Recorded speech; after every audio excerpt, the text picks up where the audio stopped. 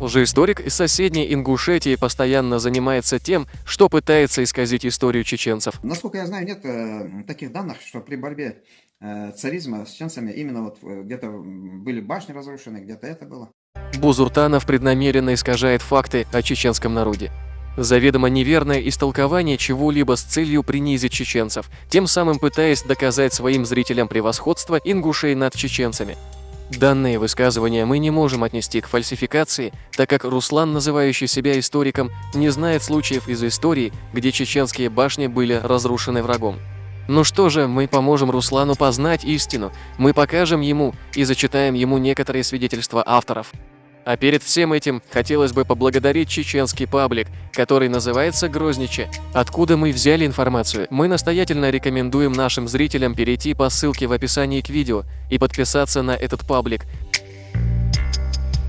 Академия наук Советской Грузии. Чеченские жилые и оборонительные сооружения, как отмечено в литературе, подверглись более интенсивному разрушению, чем ингушские. Поэтому более или менее полного материала о характере использования чеченской жилой башни и относительно ее социальной природы получить в условиях экспедиционной работы уже не удается. Грузино-чечено-ингушские взаимоотношения.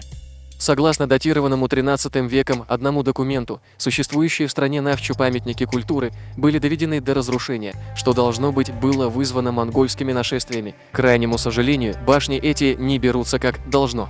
Несколько лет тому назад, во время учебной артиллерийской стрельбы, одну из башен обратили для шутки в мишень, и теперь она почти вся разрушена.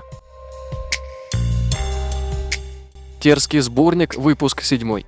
Но Шамиль не любил башен и при случае приказывал разрушать их. Окончательное значение жилищ крепостей они потеряли при русском владычестве. Что касается копий чеченских башен, которые ингуши начали строить для престижа, вот небольшое свидетельство от автора. Ингушей почти не коснулись боевые действия в ходе Кавказской войны, именно поэтому на их территории сохранилось множество памятников средневековой архитектуры.